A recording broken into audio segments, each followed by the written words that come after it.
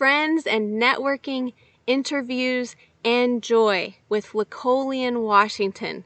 Stay inspired. Lecolion, I wanted to chat with you about life outside of bassooning and your studies in chemical engineering and the different hobbies outside of your music work in your undergrad at UT. Sure. When I was at the University of Texas at Austin, hook 'em horns. When I was at the University of Texas at Austin, I did a lot of things that were not necessarily with the bassoon in my face, which was a lot of, and it was really fun. I was a freshman orientation advisor, which was, to me, a lot of fun. The freshman orient at UT, they have such a large freshman class every year. It's like 50,000 students, so you probably got 10,000 incoming freshmen or more, at least when I was there in the late 90s. And so they had these multiple weeks of orientation. So, you would go for multiple days, but they had like 5 of them and a bunch of college students from all over the campus really live together on campus. Each week we had a whole new crop of incoming first-year students that we would work with and give campus tours and help them get registered for their classes. Back when it was harder to do that, it's much easier now, but back when it was harder to register for your classes, we help people get registered for their classes. And we were like first-year academic advisors, so helping them to understand their degree plans and things like that. So I really enjoyed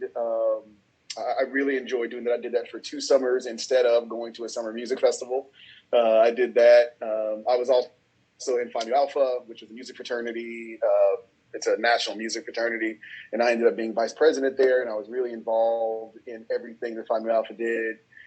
I was in the show choir at UT. It was called the Longhorn Singers, which was tons of fun. And I was, during the summers, I would always try to, if I did a music festival, I always tried to do something else that was maybe non-performance related. So I interned with this company called Ferguson, which they did piping for commercial spaces. And I was also an intern in the College of Fine Arts at the University of Texas as well. So I worked directly with one of the associate deans there, Charles Reckel, who was a mentor of mine. And so I was able to kind of explore all of these things that were not just with the bassoon in my face. And I really was glad that I had a chance to do that because it really opened my mind up. It gave me a broader perspective, really just on everything. So it was a lot of fun. What inspired you to pursue chemical engineering? To be honest, I wish that it had been something magical, but it really wasn't. When I was a senior in high school, I really enjoyed math and sciences. It was just something that kind of made sense to me. And so when I got to when I was looking where I was going to go to school, I thought engineering, maybe I'll be an engineer. I was a first generation college student. My father had taken classes, but he hadn't graduated by the time I went to college. And so I was just kind of like, let me look at the list of engineering. Let's see. At UT, they sent out this brochure that said, these are all the engineering degrees, and this is the first year salary of all of the engineering degrees. Chemical engineering had the highest salary, so I was like, that one. So again, I wish that it was this kind of magical thing, but it really wasn't. And then when I got to UT, I really was just much more enamored with playing music. I really first thought I was majoring in band, like many students do when they go to college. They feel like it's like, oh, I love being in marching band, so I'm going to go to school and major in band. And then you find out that you're majoring in music education, which is very different than majoring just in marching band. That was probably more like one of those students than like someone who felt like he had this like deep calling for something. I really fell into a lot of things. Thinking about university studies and the people you meet and networking, wanted to ask you just about the importance of networking while you're at school, opportunities that evolved from that networking. So networking, I got, I was really, well, number one, it's very important for people to know that when you start your career, you're you're really beginning your career in some ways in high school, but definitely by the time you get to college. Um, you know, definitely that. Some of the best things that I have gotten in my career have been been through networking. As a matter of fact, my very first, oh, this is a great story. So my very first bassoon was actually a bassoon that I got through networking. When I was at the University of Texas, one of my mentors was Ronald Crutcher. Ronald Crutcher is an African American cellist who was also in administration. He was the director of the School of Music at UT. He was like a provost at University of Miami, Ohio, and I think he was the president of the University of Richmond. But he was also a cellist, a classically trained cellist. So he was a mentor of mine. I guess maybe my junior year at the University of Texas, this is going to be a little bit of a lengthy story, but it's worth it. My junior year, Ron Crutcher he invited the New York Woodwind Quintet to come to UT to give a series of master classes. So they gave master classes on each instrument, and they also gave chamber music master classes. It was a big deal. There was a patron who had supported this whole thing, and I was like, oh my gosh, it's so cool. I remember thinking, oh, I really want to study in New York. That's where I want to go to grad school. And so I really want to play extremely well in this master class and every one of the master classes. And I was like, I want to get 3 chamber groups together to play. So I played in more than one chamber group, and I played on this bassoon master class with Don McCourt, who was the bassoonist in the quintet at the time. I'm playing. I play for him. He's like, you sound great. You sound wonderful. Then I start playing in this chamber music master class, and at the end of the piece, I think we were playing the Beethoven Septet. Carol Winston, who was a flutist in the New York Wind Quintet at the time, she flies down the stage, and she grabs my hands, and she said, "Who are you?" Anyone who knows Carol knows that that's probably exactly what she did. So she ran and she grabbed my hand. She said, "Who are you?" And I was like, "I Lecolion." And she said, "Your playing is beautiful. You have to come to New York to study." And so not only did was she super nice to me, she gave me email addresses to everyone that she knew in New York. And so I reached out to all these folks. As Carol was running down, she passes by the patron who supported them coming to the University of Texas. That evening, the New York Wind Quintet, they give their recital.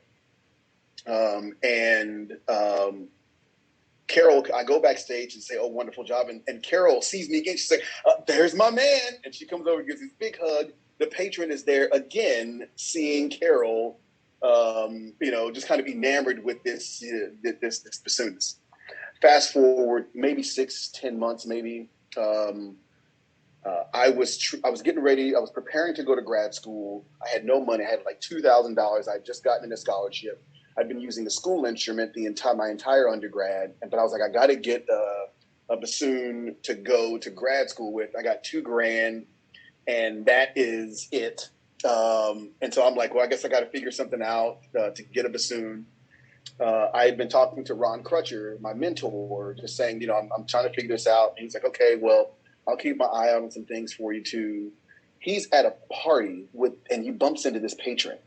And the patron says, how is that young man doing that we met at the New York Wind Quintet thing? And Ron was like, Dr. Crutcher, he was like, well, actually, he's doing quite well. He's looking to go into graduate school. He's actually looking to buy a bassoon. He doesn't have the money for it. And she said, well, how much do bassoon cost? And I just talked to Dr. Crutcher, and I was like, at the time I saw a bassoon that was $10,000, which to me was the same as $1 million, right? Right? It could have been $1 million. It's basically the same. I was like, but I saw when I tried it out, it was a Fox 660D. It was one of the prototypes when they first started making them. And I was like, oh my gosh, this plays very similar to, I was playing on like maybe like a 9,000 series echo at school. I was like, this one plays like, for me, it feels really similar to that one. And the patron says, oh, well, how much money does he have? And he was like, well, he's got $2,000. She said, you tell that young man to go and get that instrument. And she wrote a check to me to buy my first instrument. That was the instrument that a few months later I won my first concerto competition on at the Round Top Festival. I got all three of my jobs on that bassoon. And so again, this, and it wasn't just because of my playing, it was because I let people know what were the things that I needed and things I was looking for. All of my networks kind of came together. Fast forward a few years, there's this big festival, big international festival that's happening in Cape Town, South Africa. I tell Carol Winston's this story because I get to know her when I'm in New York, and I tell her this story. Fast forward, 6 or 7 years from there, there's this big international music festival. Carol Winston is supposed to go, and they say, hey, we're looking for bassoonists. Do you know of anybody? It's like, well, I know of this guy, Lecolion. Or I think they'd heard about me from someone else. And then Carol said, oh, Lecolion? Oh, you're going to want to bring him out. And that was one of my first big international performance opportunities as well. And so really not only trying to play your best and put your best foot forward as often as possible, but also making sure that you are engaging and activating and kind of cultivating your networks is really, really important to be able to have a career. When I got my second job, when I got the job at the University of Memphis, I actually didn't know anything about the University of Memphis. A woman named Michelle, who's an oboist, Michelle Vigneault is her name. She reached out to me and said, I knew her from my undergrad. She was a doctoral student at UT Austin when I was an undergraduate student. And she became the oboe professor at the University of Memphis. And she was like, oh, we have this open position. Maybe we should reach out to Lecolion and see if he's interested. At the time I was teaching at the University of Missouri. And she said, maybe he wants to move to Memphis to come and take this job. And so she reached out to me at a job I hadn't even seen. I didn't even see the ad. The only reason I knew about it was because she reached out to me. So again, yeah, I think that, creating relationships, cultivating them and maintaining them is, in many ways, depending on your temperament, is just as important as being able to play. And also like just not being a jerk. Because someone has the option between being with someone at a certain level, at a certain point, a lot of people play really well. Like there's a lot of people who can do that thing. And so after a while, it's like, well, all things being equal, which is being able to play the thing, whoever is not a jerk is going to make their way to the top. That's also a part of networking as well, as just not being a jerk. Lecolion, I wanted to parallel a lot of the work that we do for auditions and the preparations for doing such a deliberate practice on excerpts and preparing our solos, and wanted to compare that to also using those skills in interviews. Could you talk maybe those parallels that you found in your audition practice and then with job interviews? Well, the excerpt thing, it took me a while. I mean, relatively, it took me a while to understand how to think about orchestral excerpts. And actually, once I started thinking about them as interview questions, it made a lot more sense, because I would take auditions and I would think I played really well and I wouldn't do so well in the audition. And sometimes I'd be like, oh my gosh, I kind of missed a few things, but then I would advance and I was like, oh, but I didn't. But I'm better than that. You know what I mean? So it never made any sense to me. But then after a while, I started to realize that an excerpt is like an interview question, right? And so an excerpt is there's something, each excerpt has a very specific thing that it is trying to find out about you, that it wants you to reveal about yourself. And so if you do that thing really well in the excerpt and you have revealed the thing, then you don't actually have to be perfect, right? So the one that is about tonguing, if your tonguing is no good, right, then it's going to reveal itself. It doesn't matter how beautiful your sound is. It doesn't matter, how nice your technique is, right? It doesn't matter. None of those things are going to matter if this is not about those things. This is actually about tonguing. And so if your tonguing is not good, then that thing is not. So if you're like, you're like, my tonguing was great. I don't know if I liked my sound on all of that, but my tonguing was spot on. Then those were, as I reflect, I was like, oh, well, those were the ones in which I ended up advancing because I answered the question. Right. The question was, can you tongue?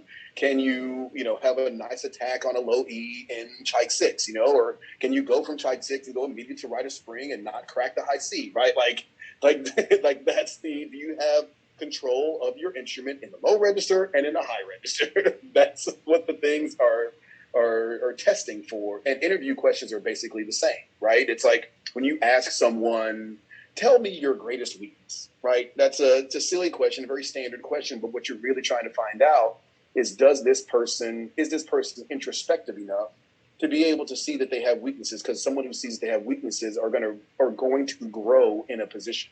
So if it's someone who's not fully qualified, if they are able to identify some weaknesses that are legit weaknesses, then you're like, oh, okay, I can actually trust that this person is going to be of a type that can grow into a position, even if they're not necessarily qualified for it on the front end. And so, as opposed to when people say, oh, what's my greatest weakness? My greatest weakness is I work really hard and I want everything to be wonderful, which is like, I'm going to take my greatest weakness and turn it into a strength, and which is you didn't actually answer the question. And so that becomes a knock against you in the interview, because you weren't able to really be introspective enough to find a legitimate weakness, right?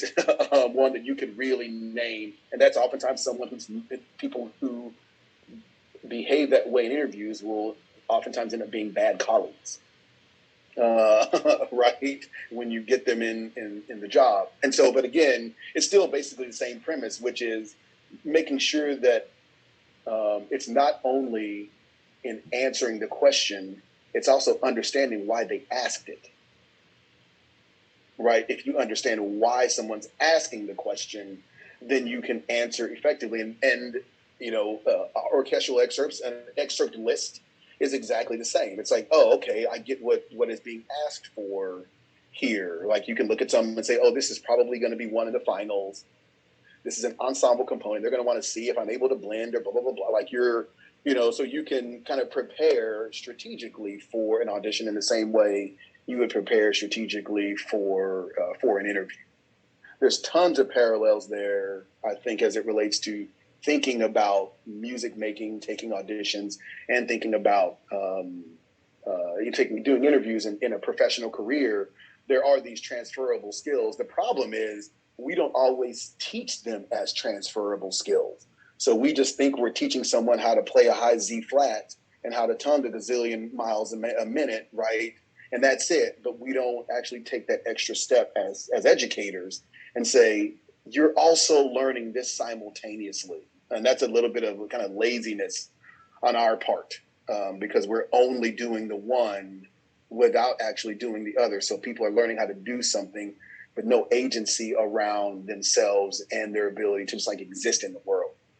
The evolution of doing primarily orchestra playing and then kind of evolving with your nonprofit and starting Prism and then now being executive director at the Boston Community Center, setting yourself up actually to have lots of options, always had different roads, to go. Could you share with the process of finding your way to what you enjoyed? Yeah, well, I tried a lot of different things. I think about my oldest son, who's 16. He tries on things, he'll just try on something. He did gymnastics and he's in dance now, and he did soccer and he's on the swim team. And he did flag football. He just tried on all kinds of things. He was in theater. And I was very similar as a young person. I would just kind of try on things. And that was because I think that I always saw myself doing multiple things. I think even then, even in my 20s, I knew that I wanted to have two careers. I said that my entire career. I said that when I turned 40, I would look at what I was doing, and if I didn't want to be doing that when I was 50, I would start planning my exit strategy. And so moving into what the next career would be for me. And also I think about it's someone like Barry Stees. Barry Stees was at Michigan State for however long, and he was in his 40s when he got the job in Cleveland, right? Like he was like, it's time to do something else. And he gets this job. Actually, I talked to him about that. He said really he was preparing. He said that he wasn't sure if he was teaching excerpts as well as he would have liked. So he said, I want to really get myself up to like make sure, and I don't want to speak for Barry, but this is how I internalize what he said to me. But he said that, he wanted to take an audition so he could really kind of force himself to get his excerpts to the highest level, because he wanted to, and he really wanted to, and the way he described it was he wanted to make sure he was teaching them at the highest level.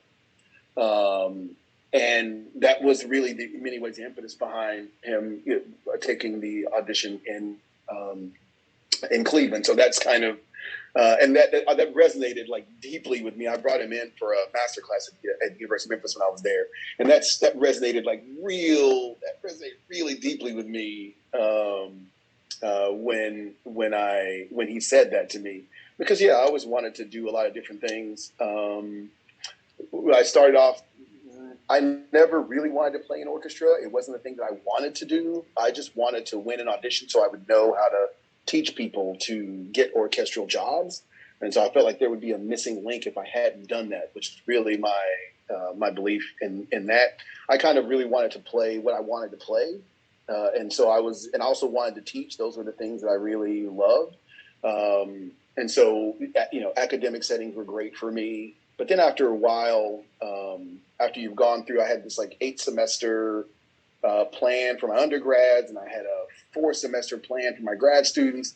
After I'd gone through them a few times, I was like, yeah, this kind of works, right? This is a good system.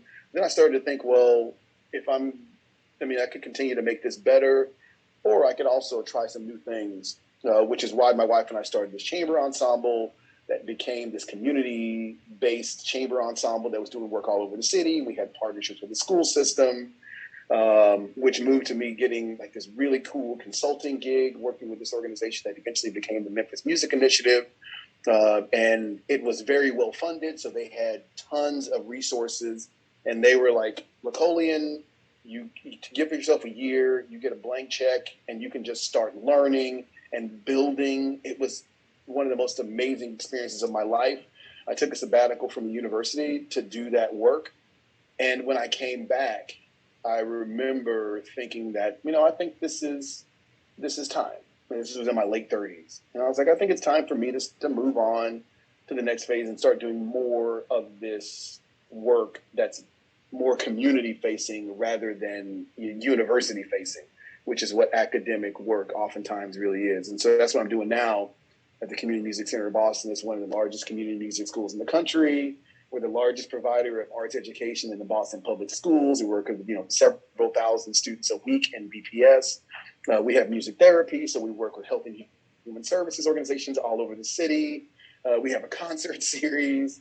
So we have all these like really cool things where it's like it's a nice cocktail of all of the experiences that I have learned throughout my entire career, but it's all in one place, rather than I had, having a little bit of performance training and a little bit of the teaching work and supporting teachers and, a little bit of community-based stuff and a little bit of work in the public school system. This is like kind of all those things in one place, so I can really galvanize what that means in my own brain, because it's all a bunch of things that are working for one very specific vision. So I really dig it a lot. Is there a course you wish were offered or you wish students would look more into? Yeah, I can go. I'll go two directions with that. One of them, I'll go very tactical, but also the other one, I'll go philosophical, because those are some of the gaps that we have are tactical and in many ways just philosophical. The ways in which we think can be for me sometimes kind of off-putting, but I think can be some of the things that keep us from a big chunk of the futures that we that we seek. So I think that one of them, I think that understanding not only coding but sound and video, just production.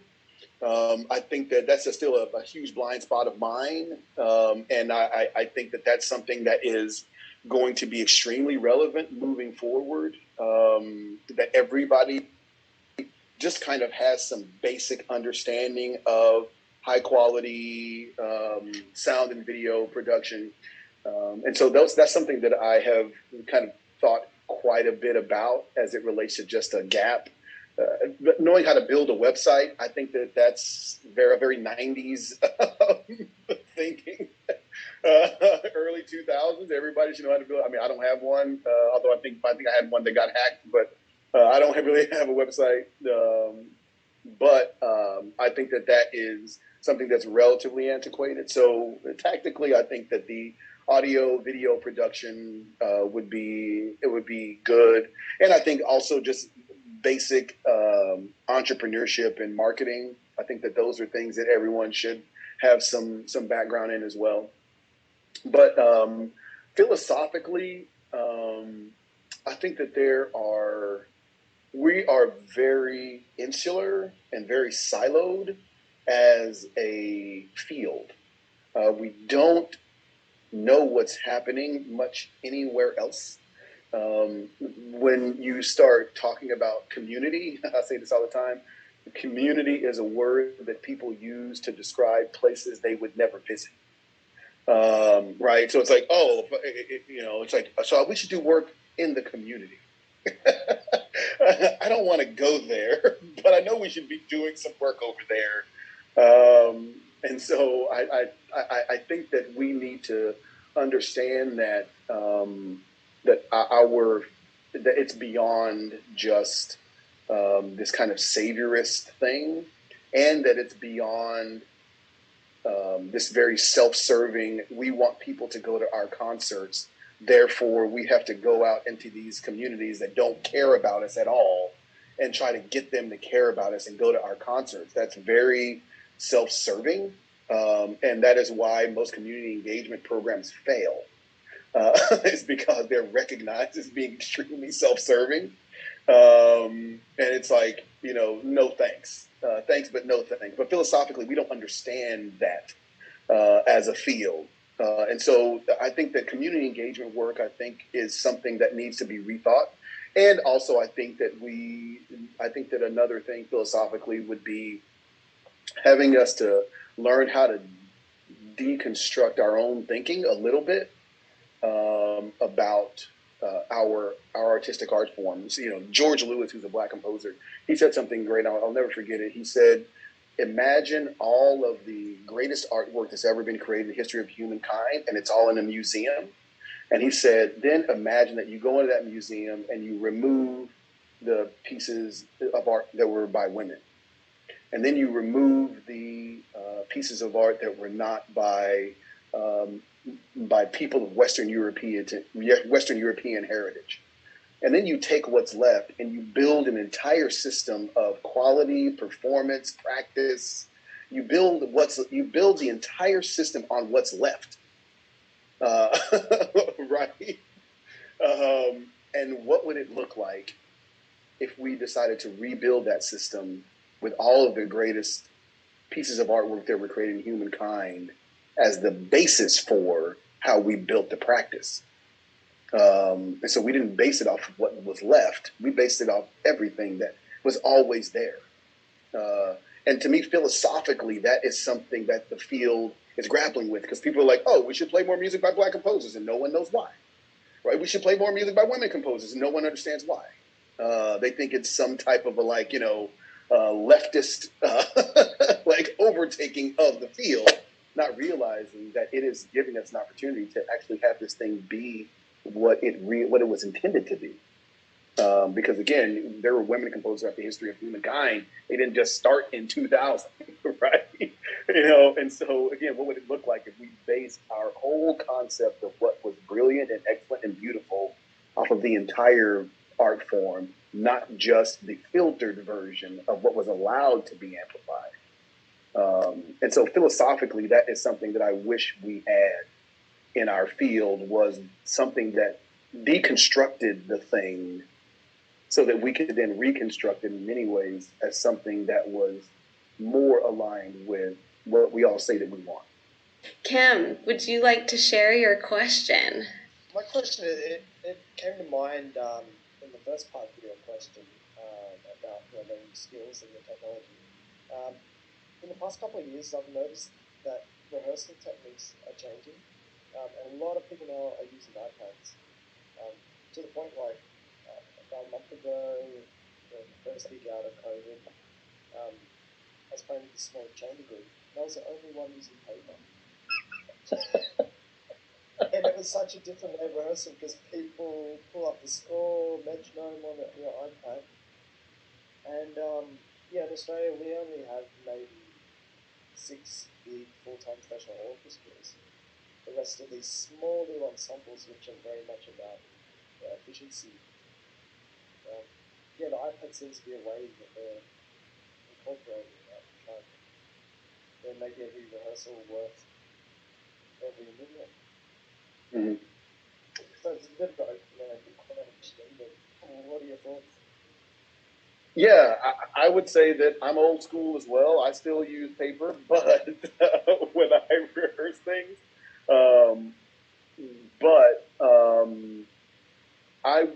I would say that everyone should explore the technology and see what works for them. And I think that we should, to your point, we should be very comfortable letting people do the things that work best for them.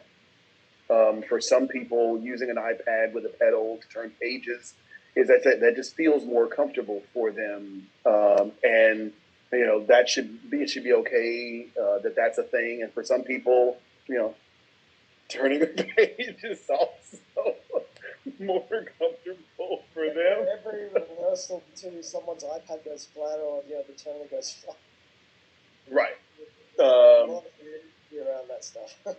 Yeah, and or someone didn't charge it, and so they're worried that they're going to make it through the show. Sure, all those things are parts of it, but I think that evolution looks like that, and I think that we have to,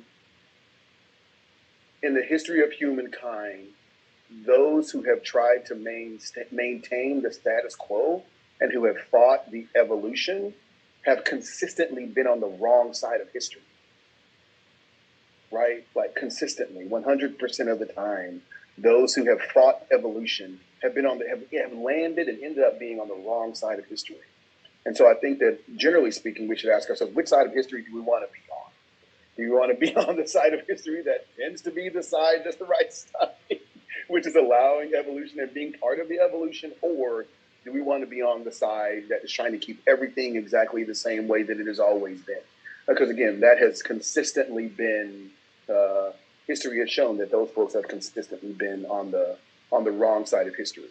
And so, that's another kind of just a philosophical way of thinking about it is that I want to be on the right side of history, and it means it's going to be messy because evolution is messy, which means you're going to have some people whose iPads are going to go out in the concert, or the pedal's not going to work or something like that. It even opens up a can of worms with photocopying and things like that. Mm-hmm. Yeah. Right. Yeah. Right. Yeah. Yeah, and those are all things they get figured out. I mean, IMSLP has figured its thing out. It took it a while for that to get figured out, but now it is. It's a subscription service, and so it's becoming those things. They end up working themselves out. And then speaking as someone who is someone who thinks about how do things evolve, From a music perspective, from an organizational perspective, the organizations I worked for, I've tried to make them be a little bit ahead of where other people are. That's been so that by the time people start looking in a place, oftentimes there's only one organization that's there because the first adopters are the ones who end up cornering the market, and so I do think a little bit about that too, about just how do you make yourself part of the evolution, which is again, maybe sometimes it's finding the bug, but also being part of the solution in those bugs that you found. It's like, what would be better than doing it this way is if we did something like this, right? And so again, being part of the evolution is better than just being a classic hater to evolution as it's happening around you. So that's my thinking there. Martin, you have a question about, have I had success in the work in Boston with making double reads more accessible for public school students who may not be in favorable financial positions? I would say not really. Just to be honest, I think that is a difficult thing.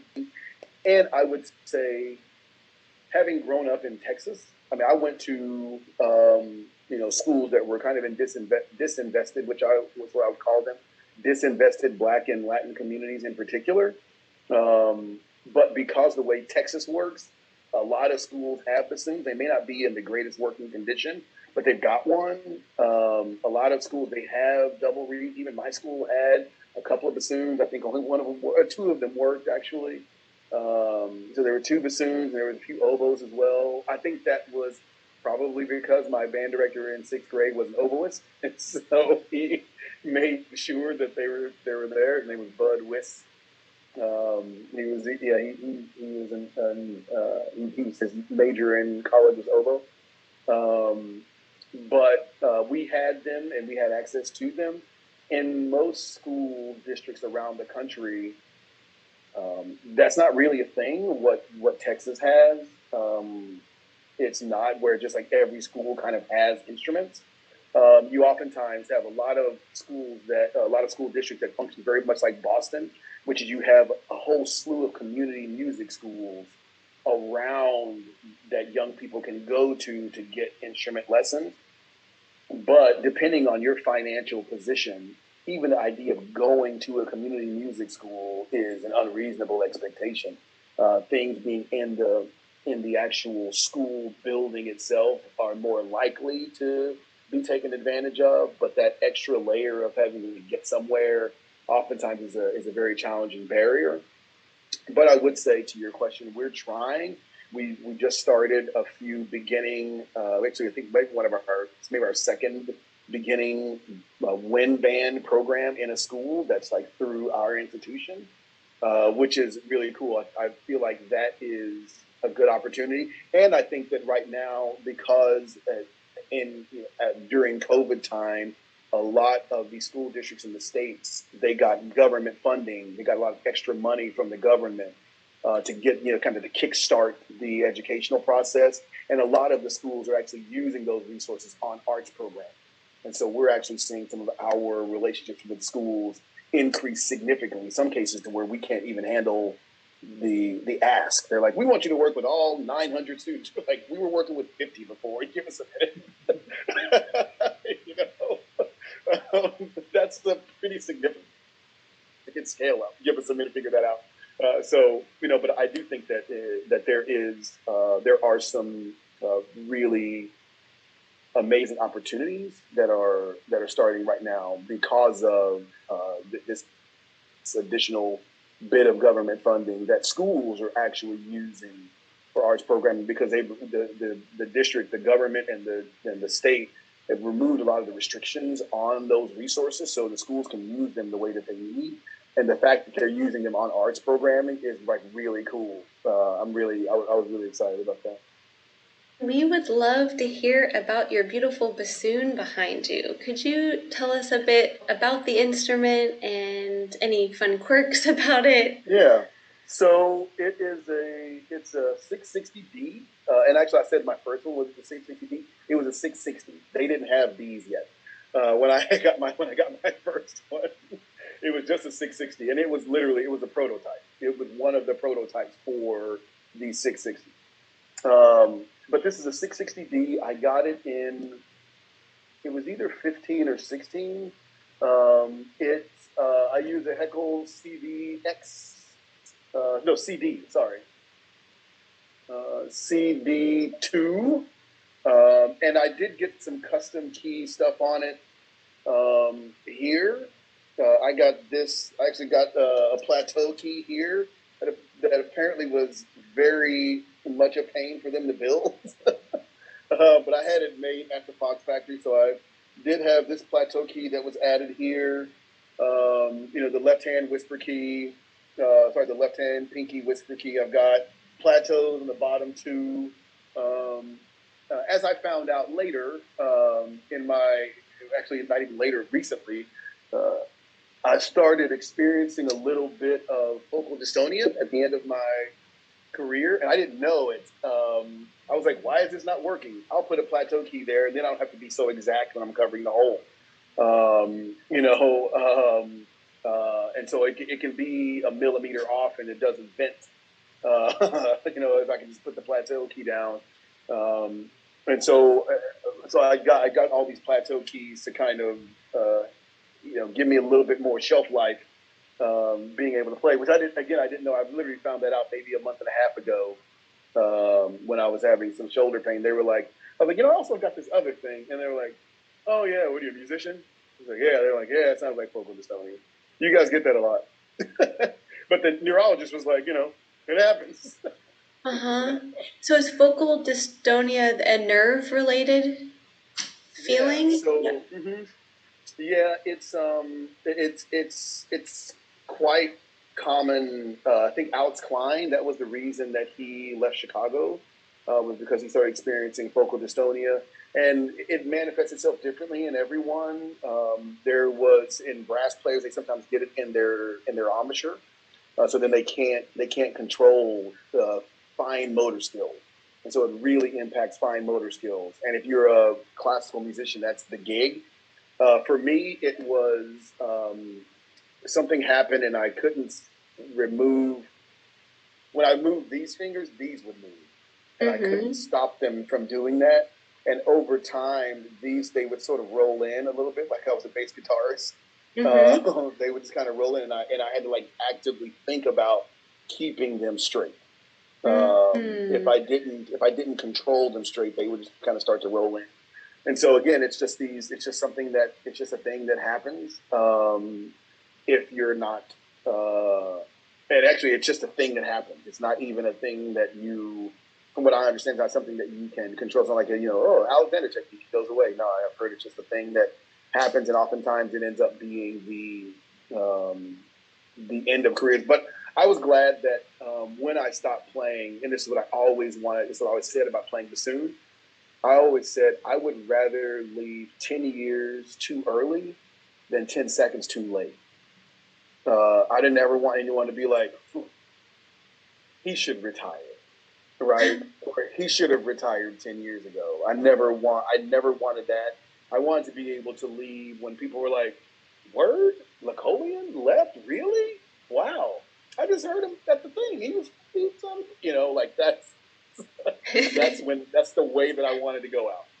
Was people being like, well, I thought he was still playing. From what I heard, last time I heard him play, he was able to do all the things that bassoon does. And so that was, yeah. But it's 660D, definitely custom, French bell. And that's mainly because my former teacher, Kristen Jensen, she had a French bell, and I was like, it was like an homage to her in my brain anyway. And her name is Destiny 2. Actually, my first one was called Destiny. This is Destiny's Child, actually, is what I said at first. But that's amazing. But this is, or Destiny 2, yeah. Can you share with us anything that is bringing you joy at the moment? Being a dad. I got two sons who are 16 and 13. One of the things that was So right at the end of when I stopped playing, I had gotten this really cool artist grant, and I was traveling a lot. And I was like, I made it. Like I was playing solo recitals and chamber music really all over the world, and it was so amazing. But my son was young. My oldest son, Henry, was young at the time. I had just gotten back from this tour.